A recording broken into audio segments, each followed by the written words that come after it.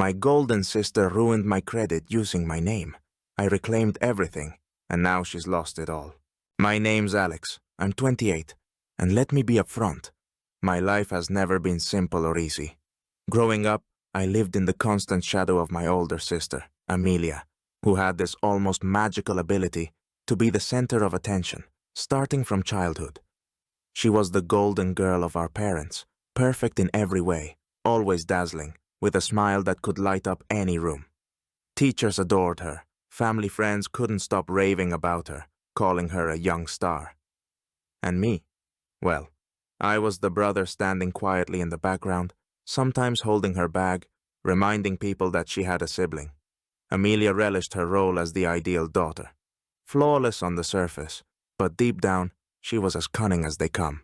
She had the skill of a true manipulator, someone who could sell you your own possessions and have you thanking her for the deal. When she left for college, her world expanded into an orbit of endless projects and ambitions.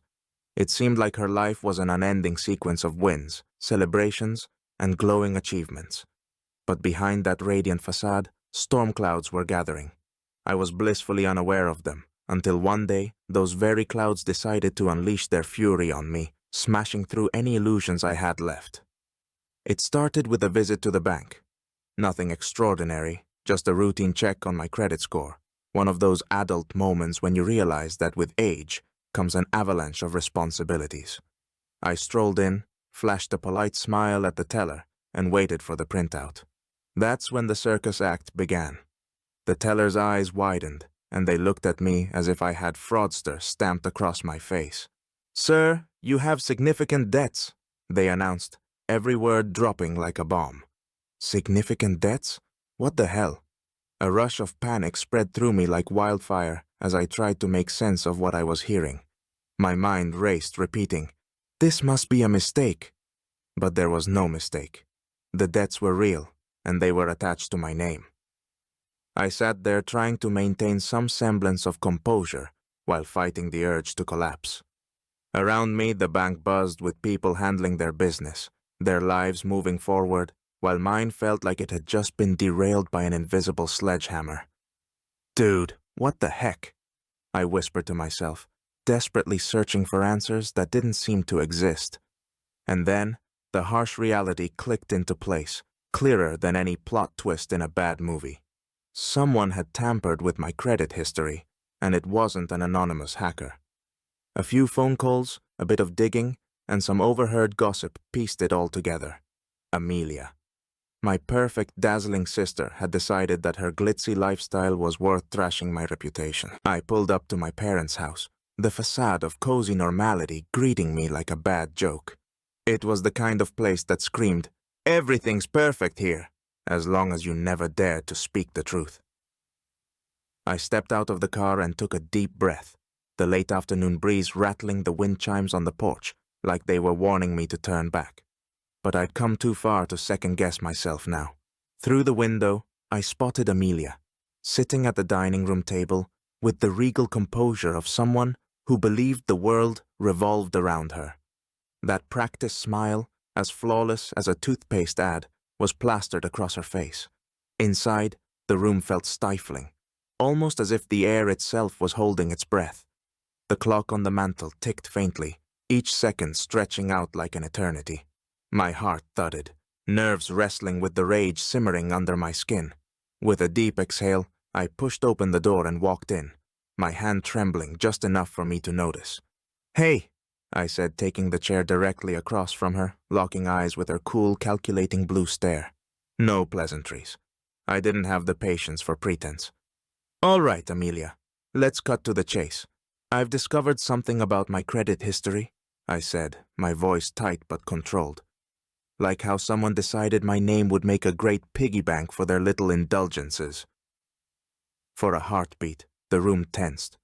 Her smile wavered, slipping just enough for me to see the moment she realized the game had changed. But she was quick, always quick. A flicker of surprise, then her expression reset like a pro.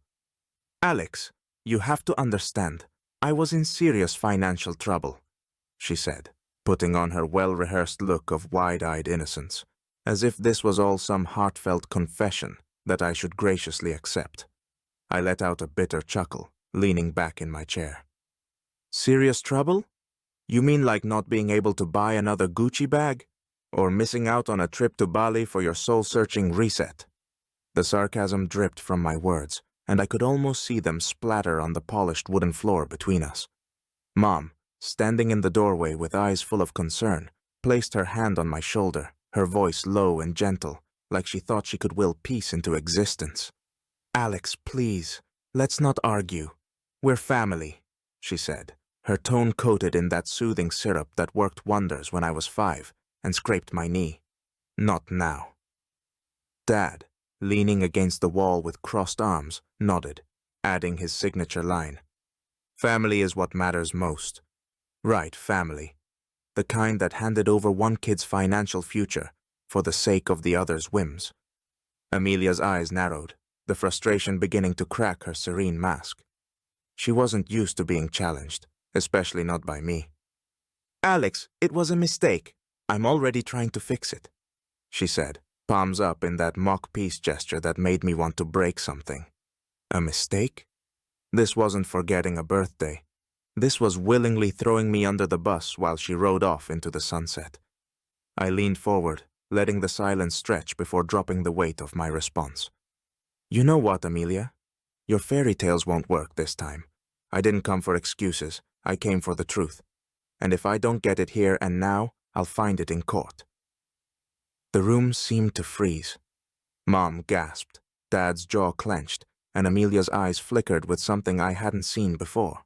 Genuine worry. My words settled into the tense silence like needles, sharp and unavoidable. For once, I had the upper hand. I realized my patience had been ground to dust. It was time to act, to regain control of my life. Detective Alex, amateur sleuth, was officially on the case. What followed would have made even the sharpest crime writer scramble for notes. I started with a few discreet calls to friends who worked in banking and law, people who owed me favors or liked me enough to spill a few secrets over coffee. No one expected me to piece together the delicate lies of this family melodrama with the precision of a surgeon wielding a scalpel. "Alex, are you sure you want to know the truth?" one friend asked, his voice hesitant, as if worried that too much truth might break me.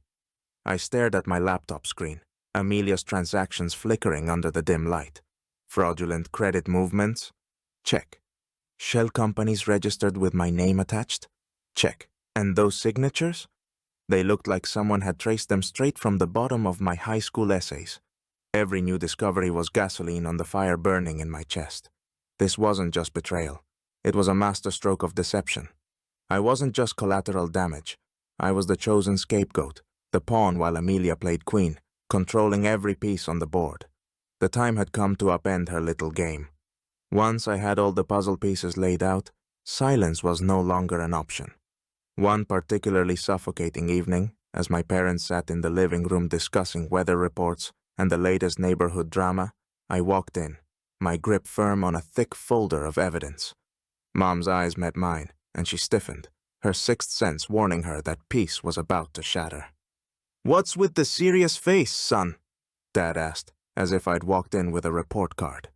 Without a word, I tossed the folder onto the coffee table, papers flying and landing like confessions across the polished surface. "Take a look. Here's what your golden girl has really been up to," I said, my eyes boring into Amelia.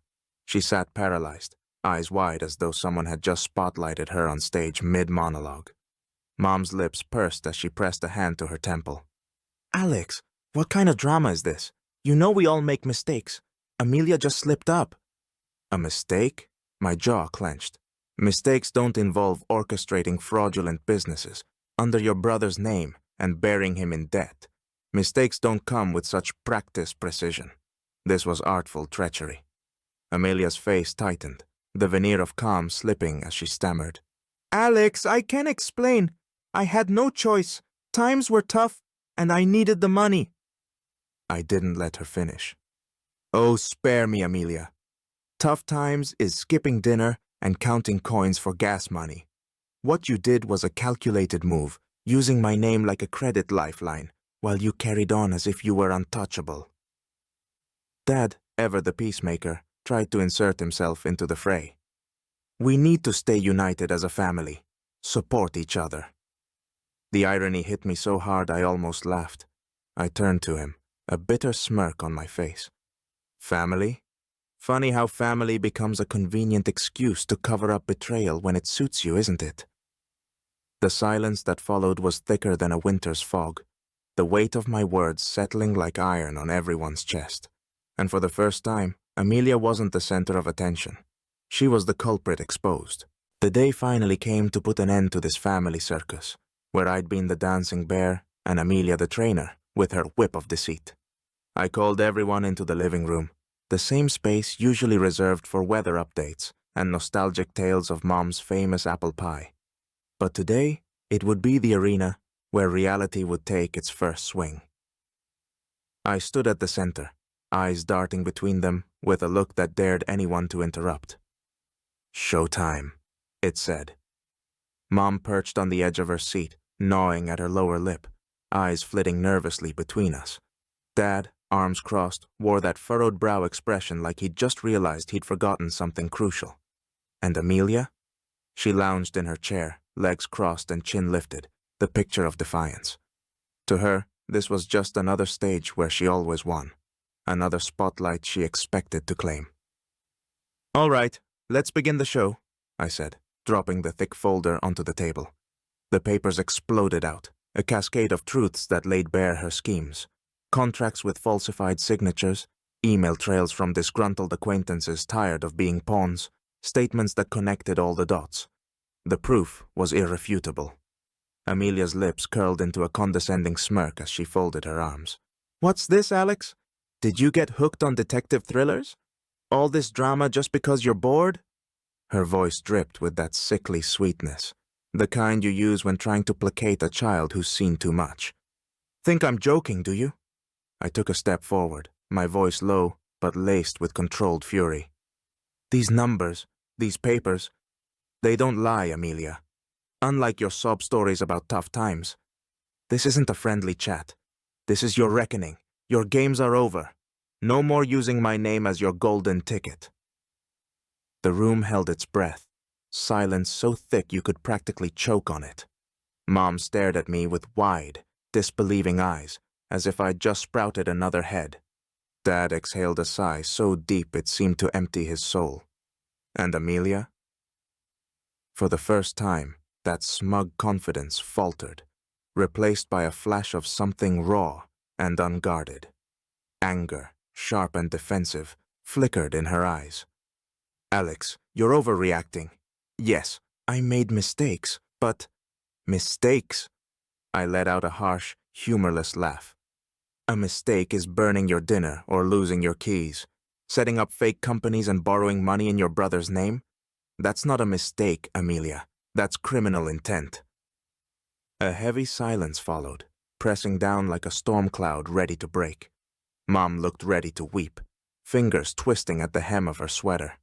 Dad glanced between us, defeat sinking his shoulders. And Amelia, queen of schemes, sat exposed under the bright, unforgiving light of the truth. After I dropped the bombshell, Amelia did what she did best. Played the professional victim. The confident smile vanished, replaced by a look of despair so convincing even the devil might have paused. "How can you do this to me, Alex?" Her voice quivered, on the edge of tears. She stood up, sighed dramatically, and turned on the waterworks. Those tears that she could turn on and off like a faucet. "We're family. You can't just destroy everything because of your anger." Mom's eyes darted between us, torn apart. Dad rubbed his forehead like a man trying to solve a puzzle with no solution. "Alex, you have to understand. People make mistakes, and family ties are what matter most," he said, hoping to defuse the situation. "Sure, Dad, let's play the choose your favorite guilty child game." I held back a sarcastic laugh and replied, "Mistakes, Dad? Of course people make mistakes. I forgot to salt the pasta once. That was a mistake. But opening fake companies and using my name to fund luxury items and vacations? That's borderline criminal." Amelia rolled her eyes and sniffled. "I was just trying to handle problems you couldn't understand." "Right. Problems like needing a new purse or a getaway to the Maldives. Let's not confuse real struggles with indulgence. Mom couldn't help herself, placing a hand on Amelia's shoulder. We have to stick together. Alex, you can't just turn your back on your sister. I saw Amelia's eyes glisten. Her triumphant moment, thinking I'd cave like always. Not this time. I frowned and met her gaze coldly. Amelia, your tears don't work on me anymore. I see right through your act, and this time, I'm the director. The script is no longer in your hands. A hush fell over the room, like the calm before a storm. And from the look in Amelia's eyes, the storm was just starting. Tired of her cheap theatrics and tears fit for a waterproof mascara commercial, I decided to act. Enough was enough of watching Amelia puppeteer everyone around her with tricks, worthy of a second-rate show. You want to play big? Fine, sis. Welcome to the major league, I thought as I compiled all the evidence and headed to my lawyer. I filed complaints and notified credit agencies about the fraud. It was all methodical. Copies of documents, emails supposedly signed by me, the financial scams Amelia thought were her little secret. Days stretched on like stale gum, but finally, I got a response. The case was accepted. Buckle up. It's showtime with real special effects, I muttered, smirking. The court scene felt as tense as the last episode of a crime drama. I sat there with an expression of calm confidence, though my heart was pounding like it wanted to break free. Amelia sat across, wrapped in her silk veil of usual arrogance, but that mask started to crack as the judge read the decision. After reviewing all evidence presented, the judge paused, a pause that lasted an eternity. I felt the entire room hold its breath. Amelia, whose confidence was melting faster than ice cream in July, lifted her chin in a last attempt at defiance. But when the judge continued, the plaintiff's claims are found to be valid, and the debts will be revised. The defendant will lose access to all assets and accounts. Her face was the final piece of the puzzle I needed. A mix of fear, rage, and helplessness. I couldn't hold back a small smirk. Well, Amelia, looks like now you'll know what financial difficulties really feel like, I whispered as our eyes met. Hers shot daggers at me, but honestly, it only amused me. What followed was the classic downfall scene from a revenge movie, but without the dramatic background music. Amelia's financial collapse wasn't just a fall. It was a nosedive with a fraying rope and a messy landing. Her luxurious house with a pool and garden, where she hosted her phony charity galas, was auctioned off. Rumor had it, the new owner planned to turn it into a kids' center. The irony. Friends who once sang her praises and jumped at her every whim suddenly weren't so friendly. When it became clear her wealth was built on lies, they simply disappeared. Selfies with champagne and besties forever captions? Forget it. Now it was selfies with new, more reliable friends, ones who wouldn't forge their names on loan agreements. The scene with my parents was worth special attention. Mom and Dad, who once stood firm behind their golden girl, looked like they'd been struck in the heart. Turns out, belief in your child's innocence evaporates with the news of her crimes. How could you? Was the first thing I heard from Mom when she saw Amelia after the trial. Dad stood there with a grim face, silent and shaking his head, as if trying to rattle away the nightmare truth. Amelia still tried to save face, greeting them with, "You have to understand, I did it for us." But the tears didn't work, and her excuses rang as hollow as infomercial promises. Parents, once so proud of their darling daughter, now stood distant, wrapped in disappointment and silence. The scene was so tense I almost felt a twinge of pity for Amelia. Almost. Months went by, and you know what? I felt like a superhero after the final battle, but without the dramatic cape or special effects. My credit was restored, and I was once again the captain of my own ship, not some deckhand tossed around by someone else's death storm. This time, I was truly at the helm, and no one, no matter how charming their smile, would anchor me again. Amelia, she was left without the tools of her trade. No influential friends, no fancy house, no perpetual parties that straddled the line between a red carpet event and a farce for social media. Her wealth had crumbled to dust, and there was no magic trick to bring it back. My parents, who once looked at Amelia like she'd invented the wheel, started seeing things as they truly were. Mom stopped repeating her, "But she's still your sister" mantra, and fell into silent contemplation. Dad began visiting me more, asking how I was doing, without the usual hint of doubt. Betrayal, it seems, has a way of opening even the blindest eyes. And you know what? Despite all the months of stress, anger, and endless waiting, I realized the fight was worth it. It gave me back my freedom and self-respect.